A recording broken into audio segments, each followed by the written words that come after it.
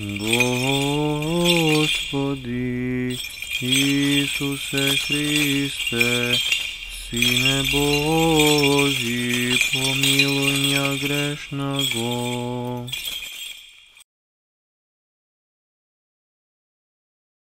Svetio Duh, Amen. Возлюбени братја и сестри во Христа Господа, еве со послужувањето на Светата Божествена литургија го завршиме сеноќното бдение, кое што традиционално се богослужи во оваа света калишка обител на денот кога се празнува маченичката смрт на светата велико маченица Марина. Вообичаено и светите отци на црквата и големите облагодатени умови на црквата не советуваат дека ноќната молитва е секогаш подобра и поквалитетна од дневната, бидејќи внесуваме аскеза, труд и напор во времето кога организмот биолошки треба да се одмара, да биде во сон, се принудуваме да бидеме во тоа време на молитва и затоа силата и трудот кој што го внесуваме е поголем. А колку е поголема аскезата и подвигот, толку таа аскеза и подвиг ја привлекува благодата Божја на нас. Денешната славеничка светата великомаченица Марина, позната кај народот како Огнена Марија, кој што назив често пати е погрешно разбран, па постојат многу обичаи по различни места низ нашава земја, неточни преданија, дека зборот Огнена Марија се однесува на тоа дека Светата Марина казнува или во тој ден треба многу да се внимава, но епитетот Огнена Марија таа го добива поради ништо друго, туку поради незиниот љубовен, божествен копнеж по Христа. Незината љубов по Христа е огнена, па и го добива епитетот Огнена Марија. Родена е во пределите на Мала Азија, во Антиохија Псидиска, земја која што дала многу маченици и многу светители и по дарот и по промислата Божја, дури и денес дава маченици. Родена во незнабожечко семејство, незината мајка починала доста рано, а незиниот татко ја дал да биде одгледувана кај негувателка на 12 годишна возраст, која што пак ја поучила во верата Христова, и светата Марина стекнала богопознание. Всушност, богопознанието е дар Божи, според учењето на сите отци на црквата, а тој дар Божи Бог го дава според срцата. Како што вели и светиот Јустин Келиски, како е срцето, таков е и дарот кој што Бог го дава. Ова девица Христова, ова 12 годишно девојче, незиното срце беше исполнето со копнеж за Христа и не беше крстена, но затоа Бог ја удостои со маченичко крштевање во крв. Ние се крштеваме во вода, но црквата подеднако како крштение го признава и она крштение кога луѓето завршуваа некрстени во маченичка смрт заради Христа Господа. Бидејќи го засака Христа Господа, незиниот татко ја даде на царскиот наместник Олимври, кој што беше наместник во времето на безбожниот император Диоклецијан, кој што поради незината телесна убавина, кога веќе навршила 15 години, посакал да се ожени со неа, водејќи се единствено од својата страст и од својата нагон, а не од љубовта. Ја предал на Олимври и откако таа не сакала да се омажи за него, царскиот намесник ја принудил да се поклонува на безбожните идоли, а таа му одговара дека тоа се идоли кои ниту чувствуваат, ниту слушаат, ниту гледаат, и зошто би им се поклонувала, како што велат и полилејните псалми. Уши има, но не слушаат, очи имаат, но не гледаат, уста имаат, но не говорат.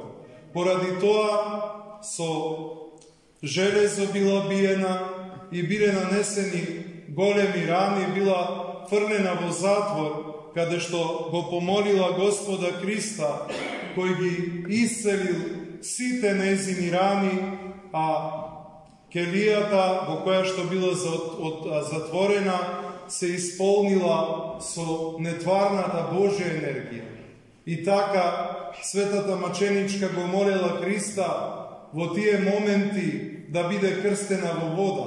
Слушајќи го тоа, Олимври почнал да ја измачува: ставајте и потопувајте ја во вода, а тогаш врз купелот со вода дошла небесна светлина. На крајот, после сите маки, испитувања и принудувања да се откаже од Христа, бидејќи не можел на друг начин да ја убеди, и била отсечена незината глава, и така маченички завршила оваа света маченичка.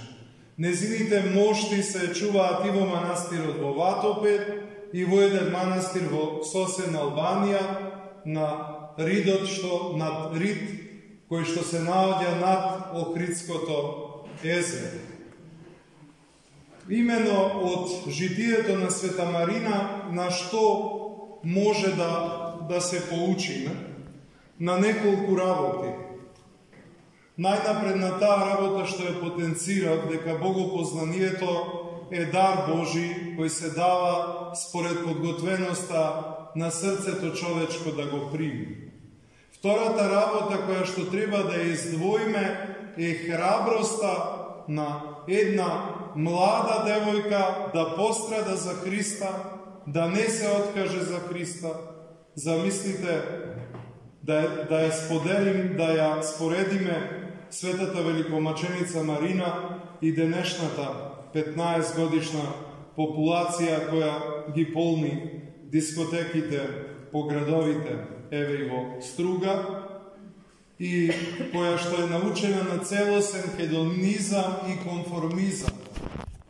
И често пати велиме дека женската природа е послаба од машката, но и даже Бог оште побеждајаца естества чини. Каде што Бог сака, се победуваат законите на природата. И затоа оваа стана храбра со благодатта Божја. Маченик никој со своите сили не може да биде, ако благодатта Божја во тоа не го поддржува. И затоа најилустративен пример е оној што го кажува отец Јован Романидис, кога зборува за пределите на денешна Турција, Кападокија, каде што кога дошле турците, еден голем дел од христијаните ја оставиле верата и станале муслимани, а еден дел станале маченици. И вели отец Јован Романидис, зошто едните станаа маченици, а зошто едните се откажаа? Тие што станаа маченици заради тоа што имаа личносен однос со Бога, ги имаа енергиите Божи, ја имаа благодата на Духот Свет и таа ги држеше да бидат маченици. Другите ја нема заради нивниот неактивен, духовен, светотаински, подвижнички живот. Значи, основната предиспозиција за исповедање и мачеништво е човек да живее низ црквата, низ благодатно подвижничкиот живот на црквата и да ја стекнува благодата на Светиот Дух. Без таа благодат невозможно е маченички да се постане. Ете, Света Марина ја имаше таквата благодат, знаеше да го избере по добриот дел, знаеше да расуди што е вечно и што е минливо, за разлика од 99% за жал од денешната популација, која не може да види и да процени што е тоа што е важно, а што е тоа што е неважно. И повторно доаѓаме на основното скалило, на покајанието. Значи, црквата ги отвара широко своите двери, како што пееме во еден великопосен тропар, двери покаянија отверзи ми жизнодавче. И за сите луѓе низ целиот свет, сите луѓе се повикани да се крстат, а оние кои што се крстиле и ја изгубиле благодата, преку исповед и покаяние повторно да се вратат во црквата, за да ја стекнуваат благодата. Друг пат нема. Како што човек ќе расте низ скалилата на подвижничкиот и светотаински живот, така ќе го стекнува дарот на расудувањето и сите останати добродетели, храброста, богопознанието, со кое беше украсена оваа прекрасна Христова маченичка, која денес ја славиме. Наоѓајќи се на овој литургиски собор и знаејќи дека во светата литургија нема поделба меѓу нас кои сме тука и меѓу оние кои си замина, посебно светителите на кои ме дадено дар да се молат и духовно да обштат и заедничарат со нас. И ние кои знаеме дека на светата литургија, освен нашето присуство, присутни се ангелите, присутни се светителите, присутна и Пресвета Богородица, присутна и денешната великомаченичка. Ние кои што денес направиме еден скромен и мал подвиг во овие рани утрински часови, да постоиме и се молиме на неа, да се помоли за нас, Бог да ни дарува покаяние, Црквата Божија да ни се полни повеќе со млади луѓе кои ќе ја спознаат вистинската смисла во животот, за да не направат катастрофални грешки кои потоа целиот живот ќе ги прават.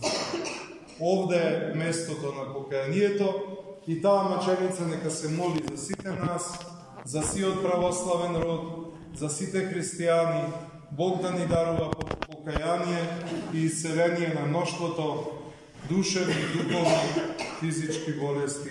Амин.